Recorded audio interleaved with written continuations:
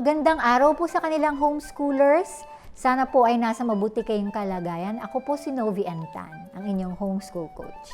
First, homeschoolers, I just want to introduce myself, no? I've been homeschooling for 15 years now, which is 3 kids po ang hinomeschool ko. Kyla, 19 years old, graduate na po siya ngayon ng high school, magka-college na po siya. And then Jethro, grade 11, 17 years old. And then my youngest, Destiny, 14 years old. Ako po ay gumawa ng isang librong entitled I Homeschool, How to Do It Without Losing Your Mind. Ito po yung 2018. It was considered the first homeschooling book here in the Philippines. Okay. Ngayon po, mag-start na po tayo kasi I'm just given an ample time. Kahit na ang dami kong gusto i-share, hindi ko po lahat masya-share dito, but I hope it's going to be helpful to you. Pero may disclaimer lang po ako, no? Lahat po ng sasabihin ko to, hindi po to permanent solution. And I'm not telling you, do this and you gonna have a very good homeschool experience. I don't like to say that, but I know that God has given you choices, and I hope and I pray kung anong po ituturo ko sa inyo ngayon ay makakatulong po sa inyo. At yun lang po ang aking desire. Okay? Sige po. Tayo po ay, let's get to the, straight to the point na po tayo. My topic today is the cost of homeschooling for every Juan. I'm so excited with this topic kasi I really love it because I went through it. And what I'm gonna share to you is my mistakes. So I hope you will learn from my mistakes as well. So, what is the cost of homeschooling? Yung cost po talaga, it's a big factor especially considering buying curriculums, no? It was a factor with my family kasi this is one of many mistakes in my homeschooling journey that I was too excited and too overwhelmed by all the options. So take note this is 15 years ago, progressing, okay? Kumbaga, matatawag niyo po akong homeschooling junkie. Parang nabili ko na lahat-lahat ata yung dapat mabili kasi sobrang excited ako. But I'm thankful lang na meron po akong asawa na si Chinkitan who is wiser than me in this area. So, let's proceed. First, you need to consider when making a homeschool budget. So, gumawa po ako ng parang how to estimate your budget or budget targets you can use as you start your shopping list. Ano ba ang dapat nating i-consider? First, you need to know your accreditation. Depende po kasi, when you say accreditation, kailangan nyo pong pumili ng isang homeschool provider. Itong homeschool provider po, ito po ay ina-accredit ng DepEd or nire-recognize ng DepEd. So make sure lang po ang pipiliin po nating eskwelahan ay accredited po if that is what you want. Ngayon po, before I proceed with accreditation, kasi may iba't iba naman po na choices dito sa Pilipinas ng anong klaseng homeschooler po. Meron pong independent homeschooler at meron po tayong homeschooler na under a provider. So if you chose this, you have to check in to consider this factor. You know, as I have traveled the world, I noticed that we are only the country that I know so far who pays a big amount of accreditation. I have to be honest, no? Kasi I've been traveling all over the world and talaga ang countries nila ay may budget for each child. As I remember, my cousin who lives in San Jose, sinasabi niya na ang gobyerno ay nagbabayad ng $2,000 per child kung nag-homeschool ka. So, hindi sila nagbabayad ng accreditation fee. May budget pa sila. And mind you, may allowance. But for now, because meron pong bayad ng ating accreditation fee, we need to set aside a budget until, hopefully, let's pray that our government can make a better cost-effective policy in this area. So, Novi, magkano ba talaga to? Magkano? Okay. Ito po ay ranging from 12,000 to 90,000. Accreditation fee lang po yan, ha? Okay. Wala pang libro.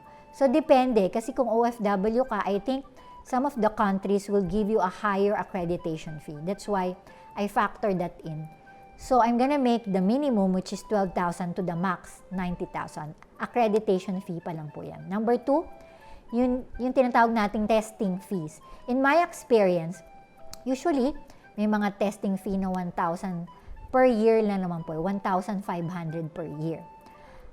Depende, meron tayong tinatawag na all-sat testing, meron tayong tinatawag na Stanford testing, meron din po tayong tinatawag na CEM or Center for Educational Management Testing. Okay. Depende actually sa desisyon nyo na anong klaseng testing ang meron kayo. You don't have to do that, but some of the providers will give you also the type of testing.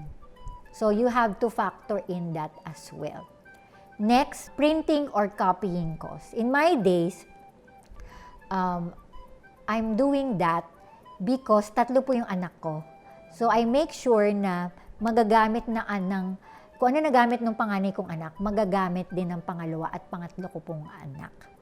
So, magbabudget po tayo siguro ng mga 300 to 400 per book. Pwede na po yan. And then, number 4, you need to slowly build a personalized home library of your own. Okay, do this slowly. Okay. Kasi ako po, it took like 7 to 8 years for me to be able to build my own homeschool room. So, it's not easy. So, I started with 5,000 pesos. So, nag-progress until siguro 50,000. Pero, pang forever na po yan at magagamit na po yan ng tatlang bata. Number 5, school supplies. So, isipin natin na for 1 year, siguro 3,000 pesos per child. Next, you have to list extracurricular activities or lessons. Ngayon sa kalakaran, merong 400 per hour or 500 per hour tutorial services. Depending ano po kung ilang pong tutorial services or other added activities ang pipiliin nyo po. Next is technology aids or yung tinatawag natin mga subscription or online classes. It varies, no? Like me, I'm under BrainPop, nakakuha po ako ng parang $150 per year. So, isipin na natin na parang 5,000 a year po siya. Okay. Family na po yon. So, depende kung anong klaseng subscription ang gagamitin nyo. Pero, mas makakatipid po kayo kung lagi nyo pinipili yung family. Now, I know because of the pandemic, hindi natin magagamit to. Pero, consider na rin, kumbaga maggawa ka na rin ng baon. Field trips or travel. Okay. I've ranged that at 15,000 per child. Okay? Next is curriculum. So, ito na po yun. This will most likely be the biggest bulk of expense for you guys. I think, if I'm gonna be, kasi like lahat lang ginagamit ng bunso ko ngayon, nagamit na po yun na panganay ko sa pangalawang anak. So, I'm trying to gauge it right now in a very conservative way. Siguro 17,000 per child po. At ito po ay local, ha? Local.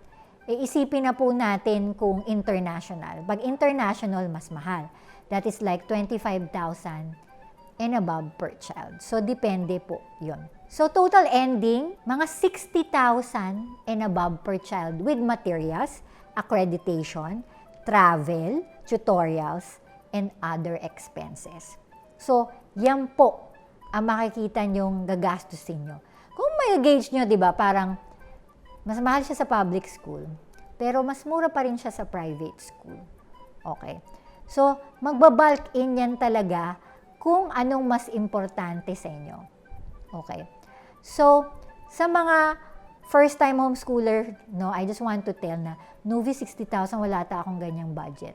I'm gonna tell you later what you can do. But I just want to tell you that, the first year of homeschooling is generally the most expensive because you are just figuring it out. So, just be patient with yourself. Try not to, panic. Kasi alam ko, very tight ang budget natin, especially with this pandemic. But, during the first year, you might have to do like a trial and error. Ganun naman, di ba, pag first time. Di ba? Whether it's homeschooling curriculum, books, online classes. Before I was able to find what really works for me, meron talagang ganun. So, yung mga initial years mo of homeschooling, medyo malaki yung magagasto mo ng konti. Pero pag na-gauge mo na yung rhythm, alam mo na kung anong dapat, no? So be aware that if your budget is feeling stretched the first year, it might actually get better the second year. Okay? Okay, sana po ay madami po tayong natutunan doon sa aking pong hinanda na a big picture of what you might spend, okay, for each child. So, if you think meron po sa listahan na doon na hindi nyo naman kailangan ilista na pwedeng out of your budget or hindi nyo naman kailangan sa loob ng bahay, pwede nating tanggalin upang makamura po kayo. So, the goal here at least meron kayong big perspective na pwede nyong gastusin. So, moving on, I just want to share to you some simple tips on how to be wise in gathering your homeschool materials without breaking the bank. So, first, you need to begin your day by looking at what you have, not by listing all the things you don't have and want to pack in. Meaning, kung ano meron kayo sa bahay, pwede po nating gamitin yon. The goal is, you can use all of those materials at home and recycle it. Be creative. That's the goal. Especially in this time of pandemic, no? Alam kong may binibigay po sa ating si God dyan na pwede nating magamit na magandang learning experience para sa ating mga anak. Next, make sure that the curriculum you choose is in line with your budget and stick to that figure. You also need to agree with your spouse in this end. Sobrang importante po yan. Nag-agree kayo sa budget. So, this is vital in this stage. So, alam ko na sobrang daming makikita sa internet na, uy, ang ganda nito, ang ganda niyan. Pero, you know what? Do not get swept up thinking that expensive is better because it is not. Okay? As long as you stick your budget at kukunin nyo lang ang pinaka-importante sa inyo, and that is good. Next, consider the pros and cons of buying new curriculum versus used curriculums. So, tingnan nyo, okay? Better po na reuse and recycle na lang. Like what I did, I still remember, I usually purchase all of the teacher's manuals for my oldest child, and then I will just gather consumables for the rest of my children. Since I will reuse the same teacher's manual for my younger children when they're older, the only thing I need is to gather workbooks and consumables that will have to be purchased each year.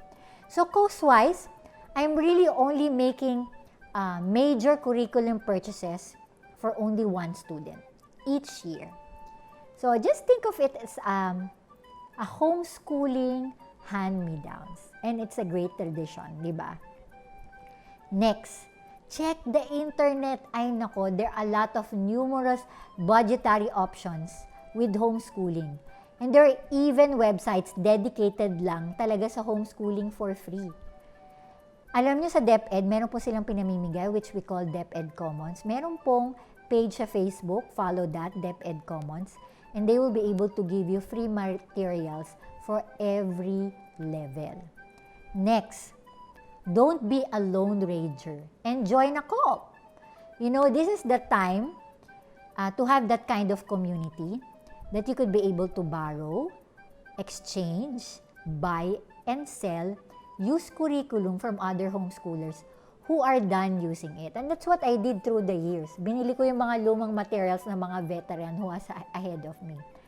Nakakatuwa kasi maganda rin yun eh. Gusto ko yung mga bagay na ganun, mga luma.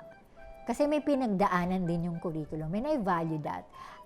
Senti ko naman, no? Yeah, senti ako. But that is very, very valuable. Okay, next. I know that maybe we cannot be able to maximize this during the pandemic, but this is what I did years ago. I check out shops of used books such as Book Sale and Book for Less. Alam nyo ba, naku grabe, every month andun ako. Kaya nagtatakay asa ako, ang dami ko na naman dalang libro, galing nga ako dun. Pero, dahil ngayon sa pandemic, no, and GCQ. But if you have time, make sure, if you go there, make sure that you're safe, you wear your mask. And hopefully by September, okay na po tayo, mas regular. Hindi ko na alam kung mangyayari yan this year.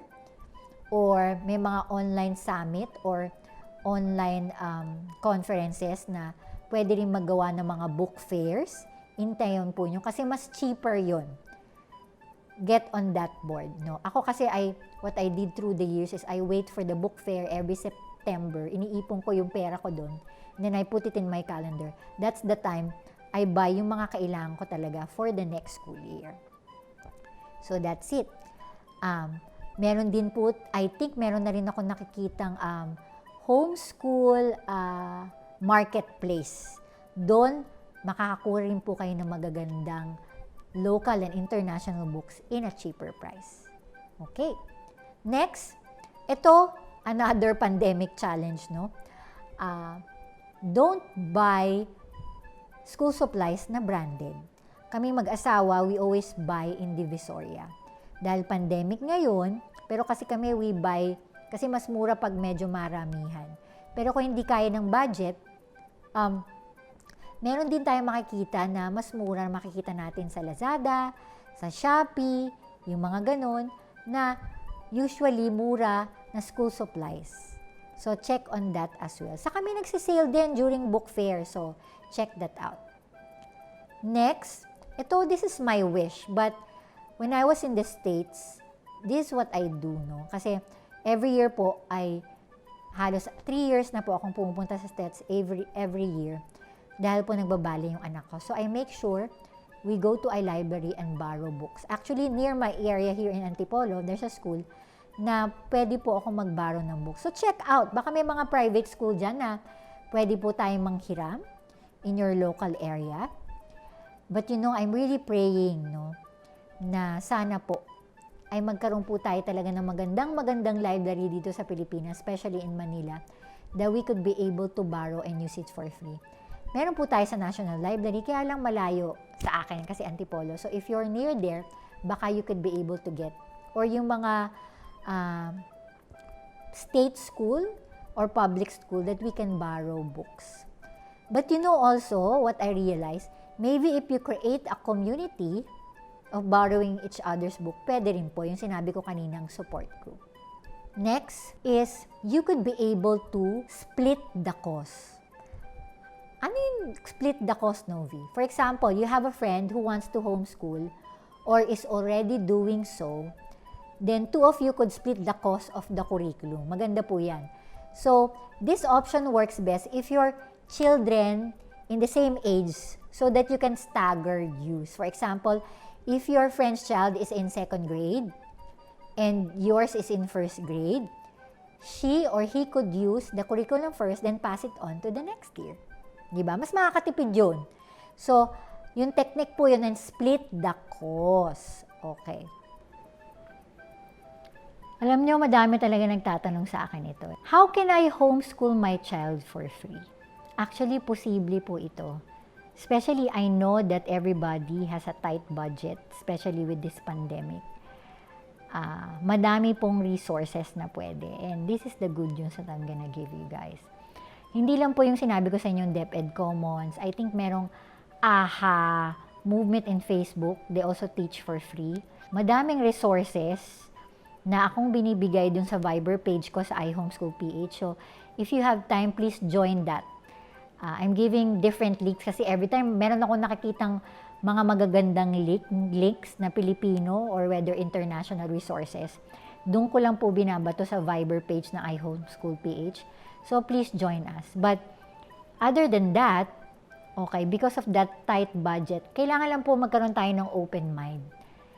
We have to think out of the box. Kasi parang may mindset tayo na, di ba, pag hindi mo ginagastos, lalo na sa edukasyon ng mga anak nyo, tayo bilang mga agulang, parang feeling mo kulang. Parang feeling mo, kawawa na yung anak ko, yung nakuha lang niya free. Well, we have to erase that mindset. Because, meron akong alam na homeschooler, na grade 11, lahat ng materials niya, halos lahat free na nakuha lang niya sa internet. At nag-enroll din siya for free. Kasi ang maganda po dito ngayon is because of this pandemic, na one point another, it's a blessing in disguise, nagbibigay po ang ating online educators worldwide na mga free classes.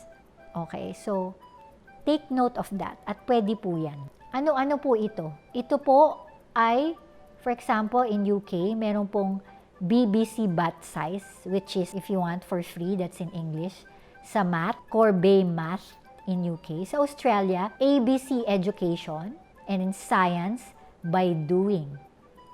Okay, other avenue is Google, or what we call Google Earth, Khan Academy, NASA, National Geographic Education, libre po yan, Smithsonian Learning Lab, YouTube and TED-Ed, PBS Education, MysteryScience.com, Prodigy Math, get the free account.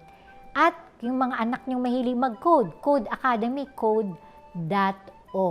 So, free online homeschooling po yung mga resources na yan. So, i-grab nyo po yung opportunity. And then, meron po ako nakitang magandang material years ago. I hope it's still available in Amazon. And I hope that you could be able to get it in Kindle. Ang pangalan po niya ay Homeschool Your Child for Free. More than 1,400 smart, effective, and practical resources for educating your family at home. By Laura Marigold and Joanne M. Zelensky.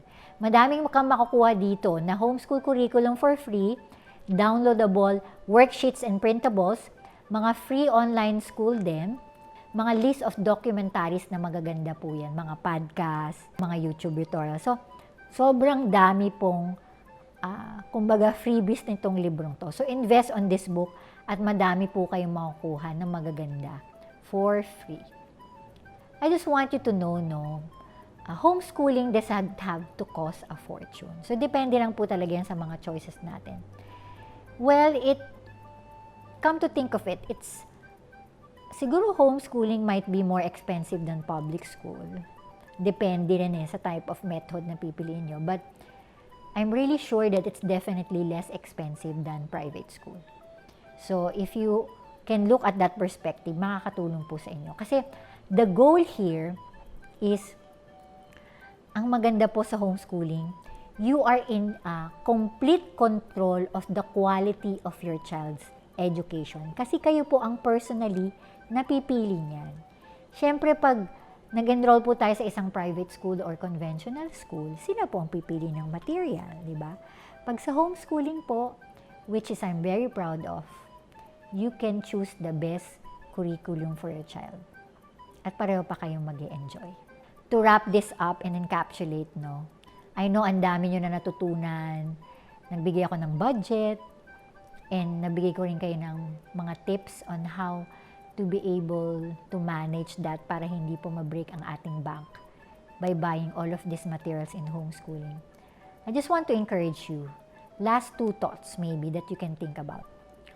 Don't always look for the next best thing. Ano ibig sabihin ko po niyan? There will always be something better out there. If something is working, well, then it's okay. Try to avoid Pinterest or mga Facebook na pwedeng ginagamit niya, parang kailangan ko, pero hindi mo talaga kailangan. So, the goal here is to guard yourself from that trap of buying more curriculum kung hindi mo naman kailangan. Kasi I just want to tell you that because I'm one of the victims of that dilemma. So again, diba, I told you, learn from my mistake. Avoid the homeschool curriculum overload. Okay, I'm telling you, I have been there and I have done that and it's not healthy, especially kung hindi alam ng asawa niyo. And I suggest that you stick in your initial plan or the budget and put all your effort into it. Try it first on the first year. Kung magkamali, di magbago by the second year. Pero gamitin nyo muna. Do not be distracted by all of these opportunities. And last thought for you guys is, which is the number 1 weapon, pray over your choices. I know it's not easy to decide when presented with a lot of choices around you. Parang buffet, dahil masarap na pagkain. We need to depend on God to say no to the things that we don't need. Okay, homeschoolers and future homeschoolers, let God lead you. Because I believe He placed you and me in this journey. So, believe that you will lead, God will lead you through it. Pray and pray and pray and pray for your homeschool journey. Every day, let's ask God's blessing on our homeschool experience na, Lord, di ko to kaya to. Please turuan niyo po ako. Teach me how to teach my child this year. Teach me to listen to you as well. Kumbaga, si God will be with you in this journey. He will never leave you nor forsake you. Especially sa provision niya. Kasi alam din niya kung ano ang tama para sa atin at kung ano yung dapat lang. So, focus on what matters most. Okay? So, I just want to leave you in these thoughts. Because now that you have the big picture of the budget, kung anong pwede maging gastos nyo for the year, and I was able to teach you how to have great techniques on how to not to break your, your budget in the bank or your money in the bank. You have to learn a lot of things first. Before kasi you buy, okay, you need to know the learning preference, your teaching style, and your educational approach. Hindi ko po lahat masasabi sa inyo lahat dito, but I have great news for you guys. Kung gusto niyo pa more on how to choose your curriculum, I have tips on how to choose your curriculum specifically. You have to go to ihomeschool.ph and order my book. And if you order my book now, I will give you free book written by my husband Chinky Tan and my daughter Kyla Tan entitled Raising Money Wise Kids. So let's just talk it over right now. Siguro, tingnan nyo, analyze nyo, at itanong nyo sa sarili nyo after this conversation and talk that we have. Check nyo. What is my budget? Did I agree with my husband? Ano yung estimated cost for a single year of homeschooling? And what does the cost include? Yung mga ganong question. Kasi maganda po yan. At least after this talk, you can be able to talk to your family or you talk to your husband on how to go about on that end. Okay. Sana po ay nakatulong po itong mga exercise question. Para po magkaroon po tayo ng wise decision kung ano po yung dapat nating spend at hindi spend. Okay, marami pong salamat sa inyo. Thank you for this opportunity. I hope po ay madami po tayong natutunan. Lagi lang po nating tatandaan, in homeschooling, relationship is more important than academics. Ako po si Novi Tan, ang inyong homeschool coach, and I homeschool. Bye and God bless your journey.